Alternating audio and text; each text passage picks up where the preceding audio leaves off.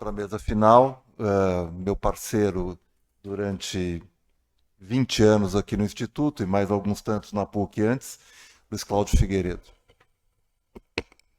Bom, obrigado pela atenção. Eu não estou no programa e serei muito breve.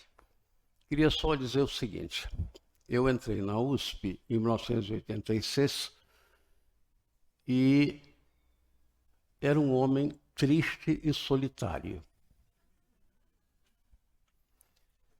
Em 92, eu fiz a minha livre docência com o objetivo de me tornar relativamente imune às chateações que o departamento, que é o melhor departamento do Instituto, né? Sem dúvida nenhuma, é o único departamento do IPUSP que tem nível USP, efetivamente.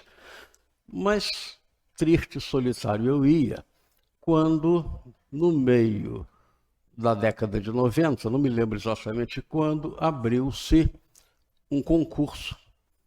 E eu, que já era amigo do Nelson, tentei convencê-lo com uma certa dificuldade para que ele fizesse o concurso. Ele fez, era a pessoa mais adequada, absolutamente preparado, porque era um concurso na área da psicologia geral. Então, dependia de conhecimento de filosofia e de teorias psicológicas. O Nelson estava completamente preparado e, felizmente, o Nelson ficou em primeiro lugar e ingressou no departamento. A partir daí, a minha vida mudou muito, melhorou demais. Não apenas porque nós realizamos algumas produções que eu acho muito significativas para a psicanálise brasileira, porque em 2000 nós publicamos Ética e Técnica em Psicanálise e, alguns anos depois, nós publicamos uma segunda edição desse livro, aumentado, revisto, com novos artigos do Nelson e meus. E esse livro, francamente, tornou-se um pequeno clássico dentro da literatura psicanalítica no Brasil. É extremamente citado. Pouco tempo depois, nós publicamos um texto numa revista americana sobre intersubjetividade, que decorreu de um curso que nós dávamos aqui, e também, novamente, foi um texto muito bem recebido pela comunidade internacional. E, finalmente, em 2018, nós publicamos Adoecimentos Psíquicos e Estratégias de Cura, que não para de vender e, principalmente, não para de ser citado. Então, efetivamente, é uma colaboração muito bem sucedida, que nos deixa muito felizes. Mas, do meu ponto de vista, o mais importante na companhia que nós nos fizemos ao longo desses anos, até 2015, quando eu fui aposentado por idade, são as aulas que nós temos. Aulas na graduação e na pós-graduação. Foi um período realmente feliz da nossa colaboração. Era um prazer. Eu nunca tive prazer em vir para a USP, salvo quando era para dar as aulas em colaboração com o Nelson. Eram divertidas, não eram pesadas. A gente tinha ideias novas, nós colaborávamos de uma maneira espontânea. Eu nunca tive um colega com quem eu colaborasse tanto e, por isso, eu sou muito grato ao Nelson. E como eu fui, de uma certa maneira, responsável pela vinda dele para a USP, eu fico muito satisfeito que eu esteja hoje presente no momento em que ele se despede da USP. Parabéns, Nelson.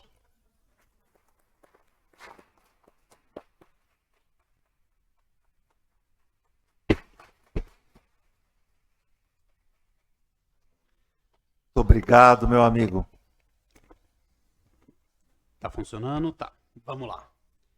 Bom, pessoal, eu vou falar rapidinho, super breve, que na verdade eu vou apresentar o Nelson, todo mundo meio que já conhece, né? O Nelson se formou em psicologia pela PUC de São Paulo em 1983. Ele defendeu o seu mestrado em psicologia clínica em 1988 na PUC e tornou-se doutor em psicologia clínica em 1994, também na PUC. Há quase 30 anos, né? Ele agora 30 anos, ele se tornou professor do Departamento de Psicologia Experimental aqui desse instituto e por ainda mais tempo ele atua no consultório lá no Conjunto Nacional, né? Como pesquisador, e como vocês puderam perceber nas falas de hoje, ele é uma pessoa extremamente generosa, que confia em seus alunos e os apoia com absoluto comprometimento. Nós somos provas de que, para o Nelson, o verdadeiro valor do conhecimento está na liberdade de pensamento e na autenticidade das ideias que cada um pode expressar. Sua despreocupação com tolices acadêmicas, como exigir que seus alunos o citem ou que sigam acriticamente suas interpretações da psicanálise, é uma prova clara disso. É um orientador que consegue... Estou até emocionado. Que consegue deixar sua marca sem comprometer a construção do conhecimento de seus alunos.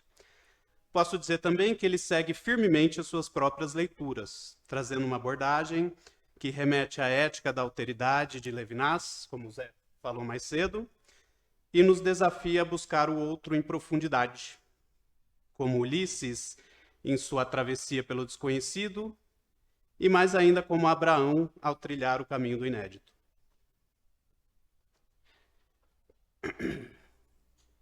Com grande sabedoria e sempre com profundo respeito, o Nelson nos ensina que o caminho do conhecimento reside em romper com o mesmo e abrir-se ao encontro, seja com os nossos pacientes no consultório ou nas práticas docentes que exercemos. Além disso, eu gostaria de falar um pouco sobre a sua produção.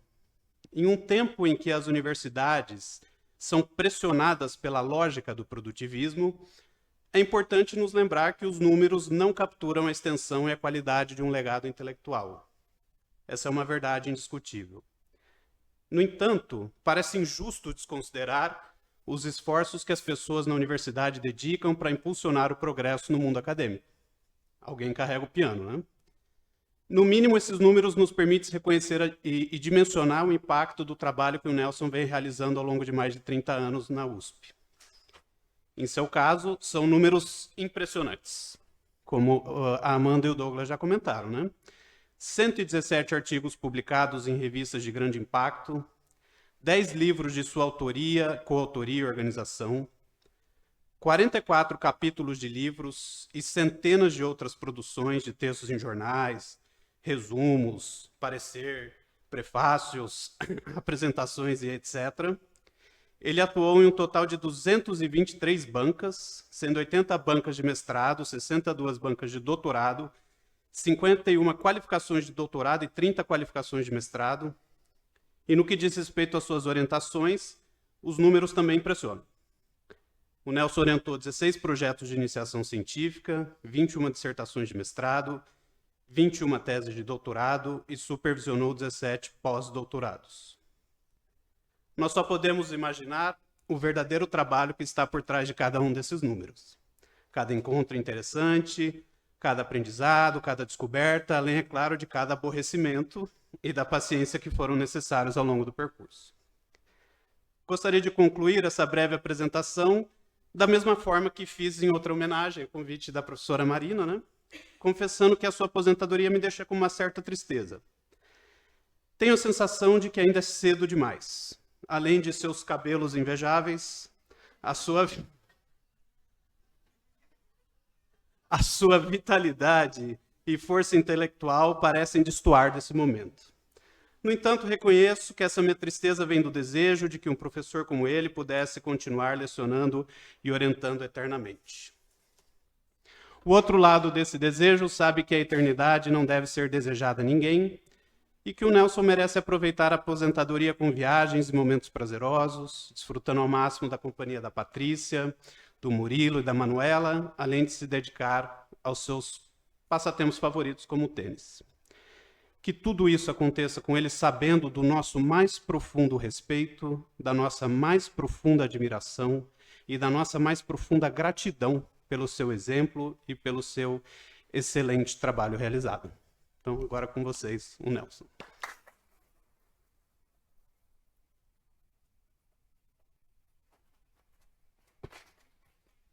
Bom, Douglas, Victor, eu garanto que é a última vez. Você vai precisar fazer isso.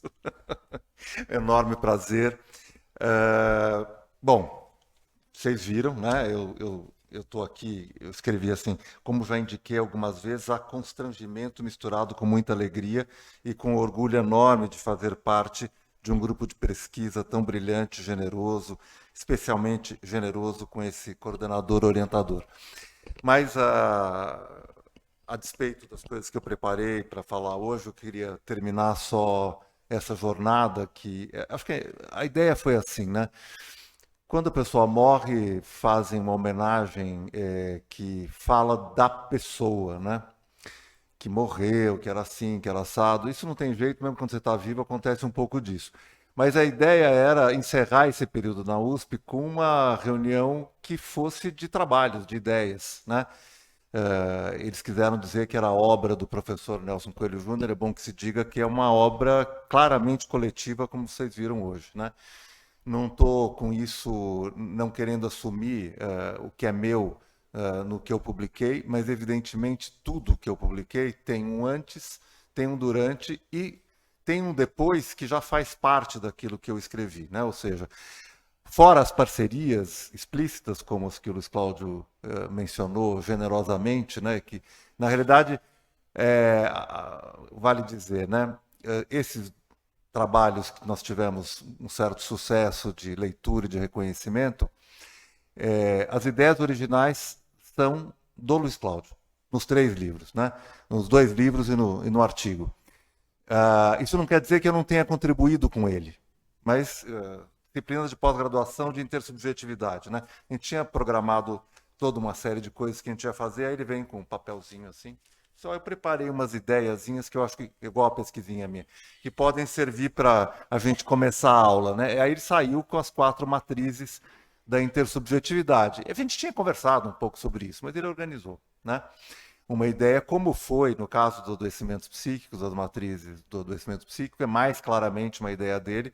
Ele me convidou para ajudar a desenvolver uma ideia que ele tinha tido. Foi um enorme prazer, né? No Ética e Técnica, ele me mostrou o que ele tinha escrito, eu achei que eu tinha escrito uma coisa já há um certo tempo que tinha um diálogo com aquilo, aí a gente publicou junto, tinha uma conversa, e tinha aí coisas que a gente acrescentou no anexo, que tinham, vamos dizer, marcas mais de cada um dos dois. Talvez seja um livro que tenha mais essa característica, porque cada um escreveu coisas que já estava trabalhando e a gente achou que cabia juntar e acho que funcionou, né? Mas assim é também nos 100 e tantos artigos aí publicados, 50 são com coautoria, né? Com cada um dos orientandos que falaram hoje, ex-orientandos, amigos, colegas, e assim as bancas de congressos, as mesas, são trabalhos coletivos, claramente, né? E foi mencionado aqui o grupo Terceira Margem, né? Que é um grupo formado há uns 30 e poucos anos atrás, me lembro até onde foi, né? Numa conversa na fazenda do José Mindlin, falecido, em Guararema. Começamos a conversar que a gente devia, estava eu, Luiz Cláudio, o Alfredo Nafá, não me lembro mais quem, vamos fazer um grupo de discussão clínica de pessoas que não estão em instituições. Era esse o critério. Não podia ser da sociedade, não podia ser do SEDES, não podia ser de grupo lacaniano, tinha que ser de fora das instituições, né? E aí a gente conseguiu juntar 8. Acho que tinha uns 2 que eram de instituições, mas não gostavam das instituições, né? Então, isso continua sendo um critério, né? Não gostar das instituições, não estar nas instituições, ou estar deste jeito, né? O Luiz Cláudio contou, é verdade, ele vinha triste, a mulher dele me confirmou que quando eu passei a dar aula com ele, mudou o humor dele, ele acordava mais satisfeito. Então, é verdade, isso que ele contou não foi uma lorotinha. E até tinha isso, quer dizer, o Luiz Cláudio não cumprimentava os colegas professores por boas razões. Eu, por outros motivos, cumprimento, né? Não que a opinião nossa sobre os colegas seja muito diferente, mas tem estilos, vamos dizer assim, diferentes. Então, a convivência ficou uma parceria que deu certo, né, nos 20 anos que a gente ficou junto, agora sobraram mais 10 com outras parcerias. Mas a verdade é que uma vida acadêmica, uma vida profissional de um psicanalista, vale dizer, o psicanalista, como vocês quase todos aqui sabem, eu já sei que tem alguns que não são, eu vou contar para os que não sabem, é muito solitária, né? De vez em quando a gente tem vontade de ter uma outra abordagem daquelas que você pode sair para tomar um cafezinho com o paciente, bater um papo e tomar um chopp, mas a gente não pode fazer isso. Então, essa coisa das 8, 10 horas por dia no consultório, sem poder sair e conversar sobre aquilo que aconteceu, né? Aquilo fica dentro de você. Você não vai discutir com o paciente a sessão, a não ser que isso tenha uma função analítica, né? Se for para você, está ruim, né? Quer dizer, então você tem que ter, inevitavelmente, grupos de continência e que gerem condição para você fazer esse trabalho solitário, que é de grande importância, em geral, né? Independente de ser uma profissão, de ser uma forma de atuar no mundo social, com sofrimentos, etc., é um trabalho, e é um trabalho com essa característica, né? Algumas pessoas têm consultórios com outras pessoas, né? Em casas e que tomam um cafezinho junto, etc. Eu estou há 42 anos numa mesma sala sozinho, né? Durante um tempo tinha um amigo arquiteto alguns andares acima e eu ia lá tomar um cafezinho e falava de qualquer outra coisa que não do consultório, né? Mas poder ter os outros ambientes, e aí a universidade teve, para mim, um papel fundamental, né? A resistência que o Luiz Cláudio falou de prestar o concurso aqui, porque a história tem um pedacinho, né? Me fizeram correr com o meu doutorado, porque disseram que eu ia dar aula na pós-graduação de Psicologia Clínica da PUC, onde eu estava, né? Aí a PUC mudou uma regra, não deu certo. Eu tinha pedido demissão da graduação, e aí só podia podia ir para pós-graduação, professores que eram da graduação, enfim. Eu estava 17 anos na PUC, desde aluno até o fim da pós-graduação, da criação lá do curso na qual o Eugênio hoje em dia é professor, o de teoria psicanalítica. Estava muito satisfeito e podia ficar na PUC o resto da vida. E não tinha relação nenhuma com a USP, né? E as primeiras vezes que eu vim para a USP, eu estava nesse estado do Luiz Cláudio. Tudo muito estranho aqui, tudo muito difícil para quem não é daqui, né? E eu estou há 30 anos, eu continuo não sendo daqui e tudo bem, né? Foi ficando menos estranho com o passar do tempo, graças ao grupo, né? Outro dia eu falei isso numa reunião com os professores e tinha alguns professores que também não tinham feito graduação aqui. Nossa, é exatamente assim, nossa, a USP é terrível, lugar difícil, que não encontra ninguém, é um desastre. Aí eu fiquei quieto, não vou estimular mais porque o negócio vai ficar ruim aqui. Mas, enfim, é um ambiente diferente. O da PUC é tudo concentrado, tudo juntinho, né? O meu orientador de mestrado virou reitor, eu conheci o assessorista, eu conhecia todo mundo. Aqui eu entrei e não conhecia ninguém, né? Não conheço muita gente ainda. Tinha alguns lugares que eu nunca fui. Então as pessoas já conhecem, não, nunca fui, né? Você vem, entra, faz e vai embora. Mas, no meio disso tudo, o Eugênio mencionou um pouco os eventos, e a gente foi fazendo eventos, a gente foi fazendo coisas que foram gerando esse espaço de convivência, mesmo no lugar que tem uma certa dificuldade de gerar espaços de convivência, né? Isso a gente tem discutido muito. Fiquei contente que agora tem uma pracinha com uma cara mais afável aqui no Instituto e alguns ambientes onde as pessoas podem sentar e conversar, porque no começo tinha um pouco isso, eu ficava com o Moura dando aula sexta-feira à tarde, o Zeca, e a gente tomava uma cerveja. Depois cancelaram a cerveja porque tem uns problemas relacionados ao uso da bebida alcoólica numa universidade, né? Mas durante um tempo a gente ficava bebendo até esperar o trânsito terminar e a gente ia embora e tinha uma convivência. Não participei mais disso, enfim, a idade vai avançando, a gente quer ir para casa também. Eu tinha 35, né, quando eu cheguei aqui.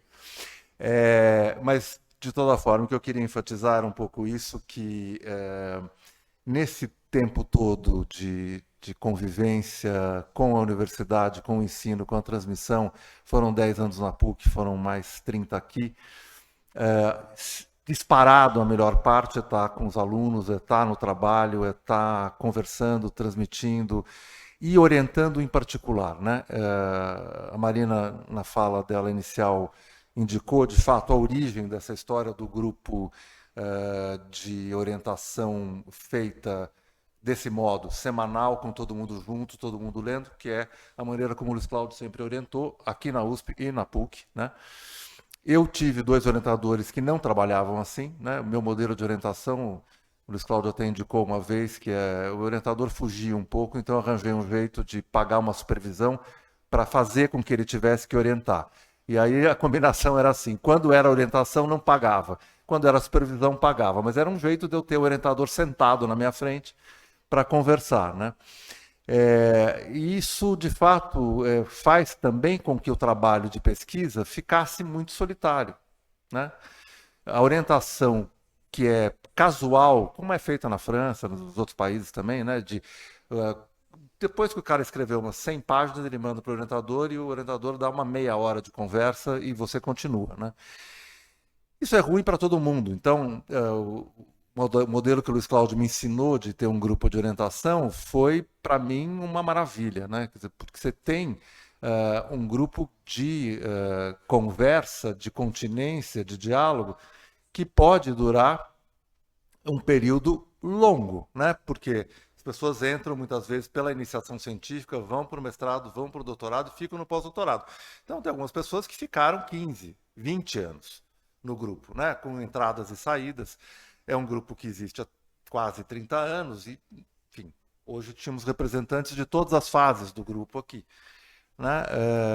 E isso é uma experiência que vai gerando uma intimidade de pensamento, não só uma intimidade afetiva, de convivência, etc., mas de pensamento. Então, a possibilidade de pensar junto vai sendo construída num grau de efetividade que sozinho você nunca consegue, né? A gente sabe que a gente tem formas de pensar que precisam muito da fala para poder acontecer, né? O Merleau-Ponty é um dos que insiste nisso, né? O pensamento nasce junto com esse momento da fala. E no caso de um grupo, a fala coletiva vai gerando um modo de pensamento do grupo, né? Isso foi muito interessante na pandemia, em particular, onde o grupo funcionava como um momento de encontro, de oásis, de reserva, de possibilidade de sustentação, né? A gente começava com uns 10 minutos de tudo bem, como é que tá a família, e aí ia para o texto de alguém daquele dia. E foi um período em que o grupo estava bem alargado. Tinha um grupo grande de pós-doutorandos, tinha um grupo grande de iniciação científica, tinha um grupo grande de mestrandos e doutorandos, sei lá, a gente tinha 18, 20 pessoas no grupo, né? Online, as carinhas lá. E a gente sempre esperando o próximo dia, sempre às sextas-feiras pela manhã, né? Então isso foi, para aquele momento, muito, muito bom e muito decisivo. De resto, com relação a me aposentar aos 65 anos, que é o que vai acontecer o ano que vem, tem várias coisas que eu fui aprendendo com a vida, né? É melhor você sair antes de você ser expulso, né? É melhor você sair quando as pessoas continuam querendo te ouvir. Puta, aquele chato vai dar aula de novo, que cato, né? A gente tem que ir lá.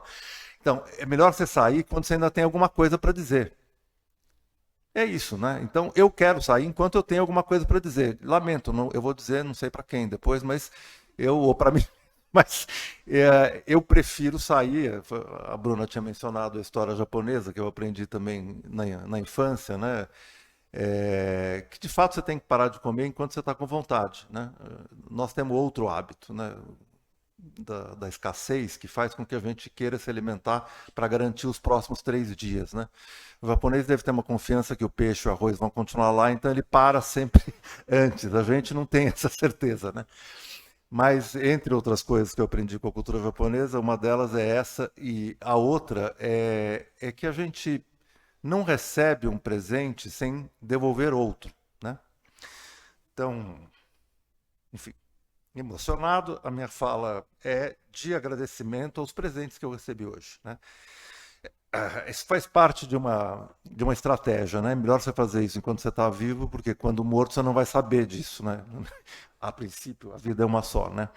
Então, ter tido a chance de ouvir o que eu ouvi hoje me deixa extremamente feliz, muito emocionado e muito realizado, né? Acho que essa é outra coisa também. Quando me perguntei se era a hora de parar de dar aula, de orientar, a pergunta estava endereçada a uma ideia que era assim: eu sinto que eu fiz o que eu tinha que fazer e estou assim, realizado com o que eu fiz? A minha resposta foi sim, né? E essa é uma pergunta difícil, né? Porque a gente, como psicanalista, tem essa ideia da falta, da falta, da falta, da falta, e é verdadeira, né? Mas se você for atrás disso até o fim, não, né?